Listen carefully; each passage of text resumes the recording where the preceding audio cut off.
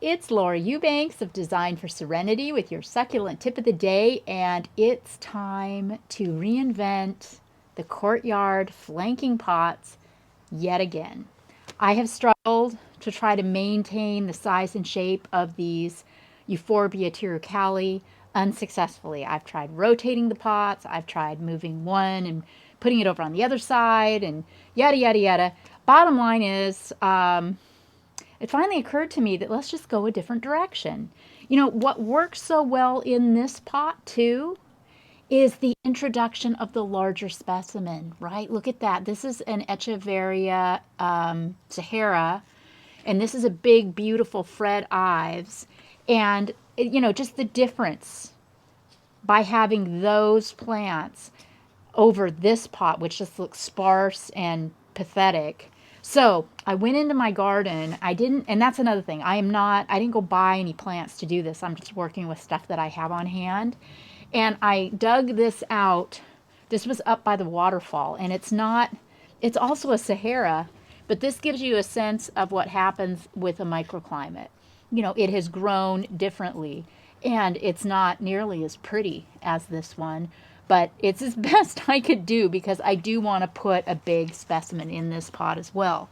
I also found a big Fred Ives in the back that I can put in this pot, and then I just cut some really, really fat, gorgeous ghosties and some California sunsets, and I pulled a couple of my Crassula ovata variegata. So we'll see how far I get with that. I'm going to take these completely apart. I'm not going to work with roots either because I'm too lazy for that.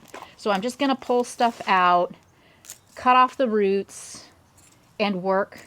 My new arrangements will all be cuttings. It is January in San Diego, so it's a really good time for me to do this here. You want to work with cuttings in your area. Look at that crest. Wow, that's really interesting, isn't it? You're going to want to work with plants in your area where your climate and temperatures are the most forgiving. And now, you know, our days are in the 60s, 70s. Nights aren't dropping much below 50. And it's a really good time. We don't expect rain for a while. And this is just a really good time for me to do this. So, first things first, just identifying what plants I want to pull back into the arrangement and what things I might not want to bother with. They're just too small or inconsequential for this pot.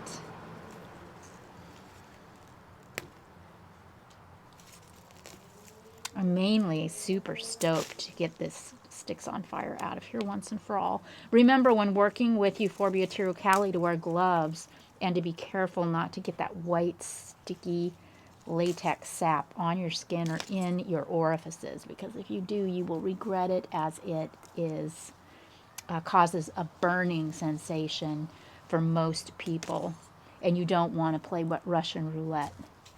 So just avoid it if at all possible, which is why I'm working on taking the rest of the plants out first before I even tackle that.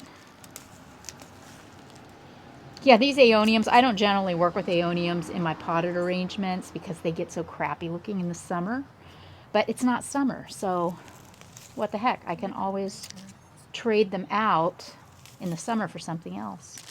Cut right here in front. No, when you're cutting the stems out. Oh, Hannah says to cut in front so you all can see what I'm doing. Sorry about that.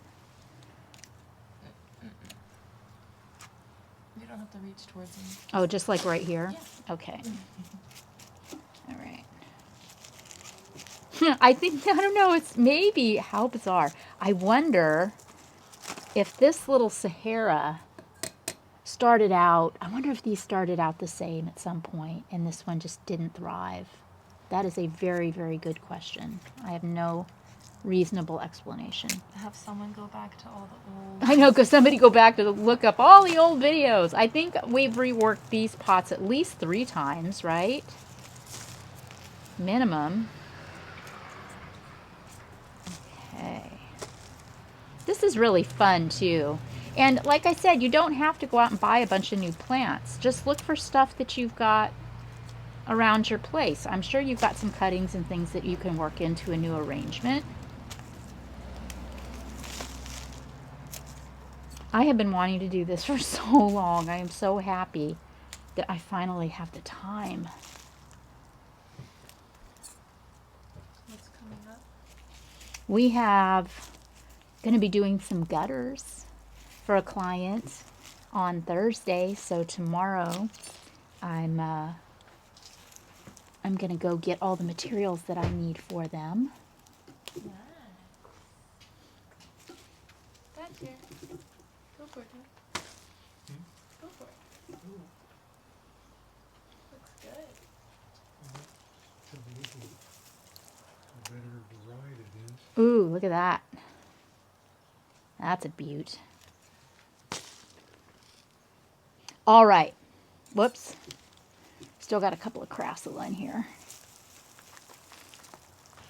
Move these out of the way, and now I can take out the sticks on fire. Ugh. Remember, I had set these in here as cuttings, so I don't anticipate there to be too much of a root system in play. Oh, there's a decent one. Shaking off all the soil that I can, because this was also fresh soil, and you can see that it's still got a lot of nutrition in it. It's very dark and it smells very fragrant. If your soil is really depleted and it's just crap, you might want to start over with some fresh. Or if you find mealy bugs. If you find mealy bugs in your plants or your soil, you're definitely going to want to start out fresh, because many bugs can overwinter or hide in the dirt, not necessarily on the plants themselves. So if you have any doubt or question as far as bugs or insects are concerned, just dump it and start over. I'm using Kellogg's Patio Plus because that's what I have in the garage. Why is it important to use patio soil instead of like garden soil? Hannah says, why is it important to use potting soil and not just garden soil? Garden soil contains a lot of sludge. It's better for putting actually in the ground or in a raised, big raised vegetable bed. If you plant with the cheaper garden soils, you're going to have black, gross, brown runoff come through the drainage holes of your pots, and you are not going to be happy. So use that. Yeah, and also the potting soil's got the vermiculite and the perlite and, the other little components that make up the great substrate and great drainage for our plants. Now, since I'm going to be working with cuttings, I want to make sure that I pack my soil down really well. See, look at that. Look how much it's already pressed together just from simple pressing. You see that? That shows me I need to add so much more. If you don't press down and compact your soil in your pots, in a few months' time, you're going to find that your arrangements have sunk very low. Also, at the drainage holes, if you want to put a little screen over the drain to kind of protect from pieces of soil coming out through the bottom, you can do that, but don't cover up the drain with a rock or a pebble. We want to make sure that water has the opportunity to work through the pot. If the succulent roots stay too wet too long, they can rot, and that is no bueno. Okay, also, with your little arrangements, if you want to do a little bit of mounding in the center, you sure can. I'm not really going to worry about that too much. And what I've decided to do, instead of the sticks on fire, is some aloe blue elf as my thriller. This is, has an upright growth presentation. It gets a beautiful orange flower on it, and they're just getting ready to bloom right now, as a matter of fact. And I just think that these are going to grow more symmetrically than the sticks on fire did. Time will tell. All right, so here we have this big root-bound 5-gallon plant. And, this is another another aloe that for me here in San Diego is really great as a cutting, so I'm not too concerned about roots on this. I'm just going to trim off some pieces. Look at all of those pieces.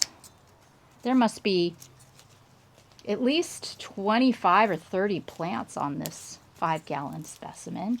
And I'm really interested in some of these bigger pieces. And I'm just cleaning off the yucky leaves. But that's a nice one, see there? Put that in there. Let's find, I want to make sure that I leave enough for the other pot too, because I do want these to be somewhat symmetrical. Do you want to just do them at the same time? I don't know. Hannah says, do I want to do them at the same time? It's like doing eye makeup. That's true. Yeah, that's true. It'll be easier to do them at the same time for sure. So I'll start these guys in this pot.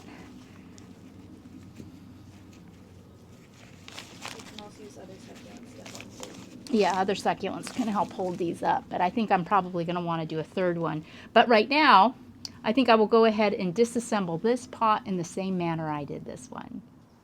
All right, so we are ready to rumble. Look at that.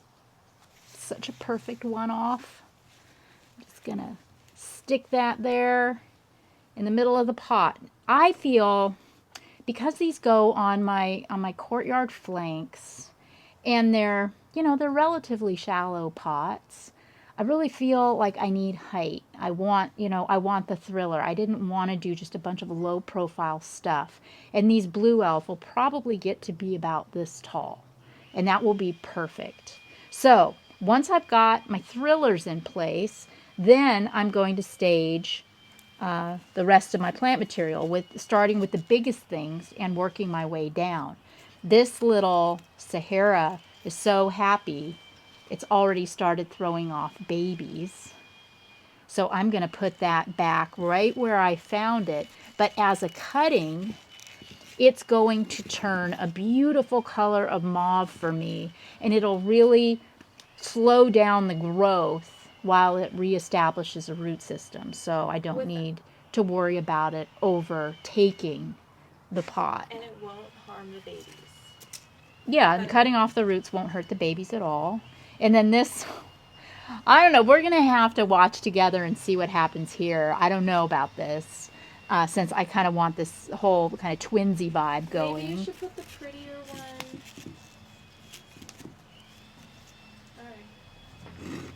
Alright. We're gonna go with it, and we'll see what happens. I don't, completely hate that, and they're not, they're not so close together. Then I'll take some of my other bigger things, like my fret ives. Remember, you can cover a multitude of sins in the back of your pot. So I'm going to do all of the really nice, big, pretty things that are facing the street. And then if I run out of big, pretty things, I'll put some little crappy stuff in the back. Ooh, here's a really beautiful fret ives. Also, look, they came from different parts of the yard. This one is a lot more purple than this one, which is interesting too. Okay, so I tuck this girl right there. All right, then I have some really pretty crassula, or maybe this is, I think this is actually cotyledon. So the reason I'm taking off the bottom leaves is just to give me a little bit of a stem, something to stick in the dirt. But again, this is a big, kind of a tall thing. So I'm going to work it in to the front, find a piece that's kind of the same. Work it in here, like this. Might use a couple. Now remember too, be thinking about how your plants are going to grow. And Hannah says I put them on different sides, and she's right. What am I doing? Okay, yeah, we're going to go this way. How are these going to grow? They're going to grow, somewhat up. So I feel like I want to put something in front of them that's got, that's more of a rosette, that'll stay, kind of low pro. So I will take these beautiful California sunsets. Because I don't want them to sink down in the pot, I want to make sure that my soil level is up really high. Yeah, and then I'm just going to tuck that right there. And Cousin It can go right here. Ooh, ah, pretty, right? You have a little bowl on this Oh, one. wait a minute. Yeah, you Isn't this on the wrong side now, too? No. It's not? No, these are okay? Yeah. Right, okay. God, And you're this is doing them the same direction. so difficult to see from back here. Okay. And you want them to be facing the same direction then? Yeah, that's kind of the idea. Then, you know, the aeoniums, No, I mean like both to the right. yeah, both to the right. I'm going to stick some aeoniums, which, you know, aren't as special. They're pretty, but they're not as special. So those will go in the back of the arrangement. The green, though, is really pretty, isn't it? Trim that little root off. Okay, what other big stuff do I have? Let's see. Oh, I've got these graptos. I've got these ghosties. So we'll put a ghosty here. Am I I have a hole right there. in here? Yeah. I'll get there. Also, am I paying attention to any kind of a color scheme? No, I'm not.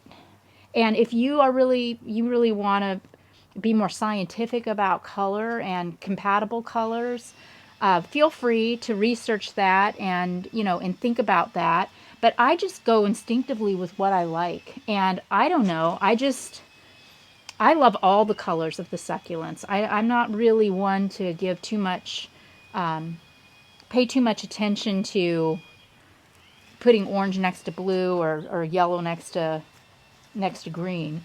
Also, you know what? I think I'm going to flush out my stands of blue elf a little bit too. One, because I have the plant material to do it, and two, because I have a lot of room in these pots.